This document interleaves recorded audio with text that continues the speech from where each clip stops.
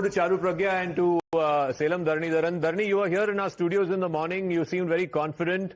Right now, 110 TVK, 60 DMK, 64 AIADMK. DMK is the number 3 party. This is a overwhelming rejection of your party and its governance for the last 5 years. A new party, a 2-year-old party has come and won the state.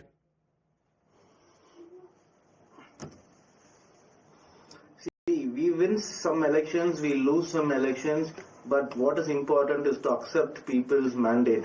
I will not question their mandate. Of course, they wanted change from the existing status quo. A new party has come, and what is very interesting is also that the new party that has come has broken the shackles of Indian politics.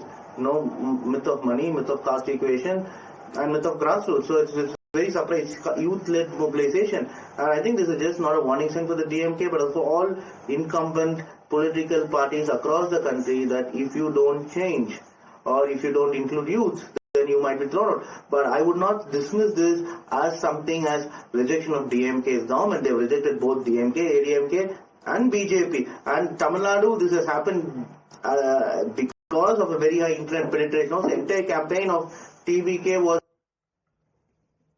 so like, okay, we are going to give a chance to an actor who was an angry young man and the movies. But what is now important to note is, will he be able to govern? Because what you portray as a movie is different. Movie short, but here you have to sit in the government and govern. That is when it becomes interesting. I saw Instagram reels, Twitter reels where people saying, "Oh, I had debt of 5 lakhs. I hope Vijay will repay it." So there have been huge expectation, unrealistic expectation. So what happens if he is not able to fulfill the expectation? But of course, we have to accept the people's mandate that young people were disgruntled and they were looking for a change, and it is more of an anti-establishment vote is what I would say. So and I think establishment vote. We have the firewall seat, and Hina is here on the magic wall for us. JVC, this is the Karaikudi seat. Yeah. I believe the Congress was contesting this seat. Congress, it was a 4-way contest. It was where Seeman was also contesting. It would be interesting to see how much Seeman has also got. So Congress is now in second position, if I'm right. Yeah. So their vote share has basically fallen from 48% that it was in 2021. Yeah. It's come down to 32%. So they've had 32.46 because it's a 4-way contest where you had Mangudi, who was a popular MLA from Congress. You had Terbogi Pandi of Amamuka. Then you had Dr. Prabhu, who had run a terrific campaign as far as TVK is concerned. And then you had Nam Tamil Nadu convener Seeman. And I don't know whether Seeman is the 4th position or 3rd position. Yeah. And we need to look at what is the Seeman's vote share, because he's clocked 8% in the Lok Sabha election. Now, how much of the votes have gone away from Seeman is another interesting thing which we need to look at. We also have a spectrum that's firing. Hina, you want to?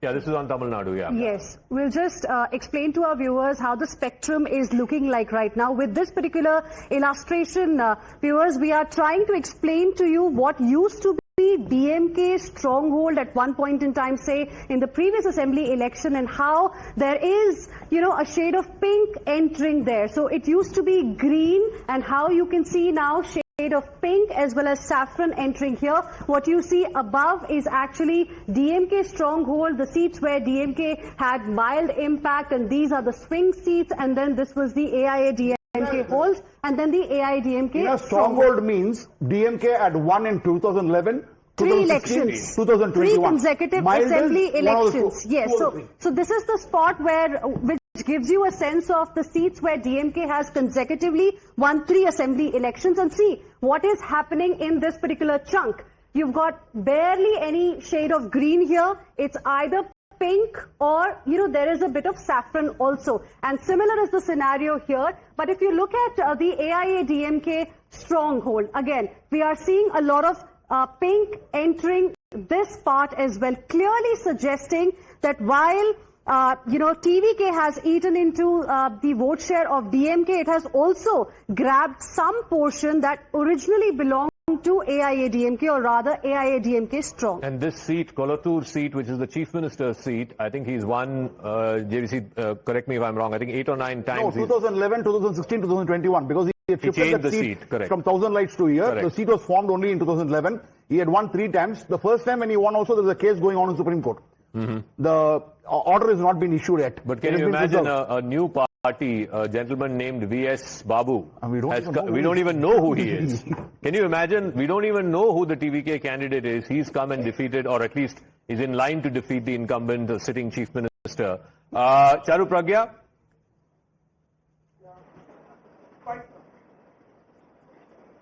Zaka, good afternoon again. It's nice to be back with you, and I'm listening into the conversations. What a fascinating day today has been.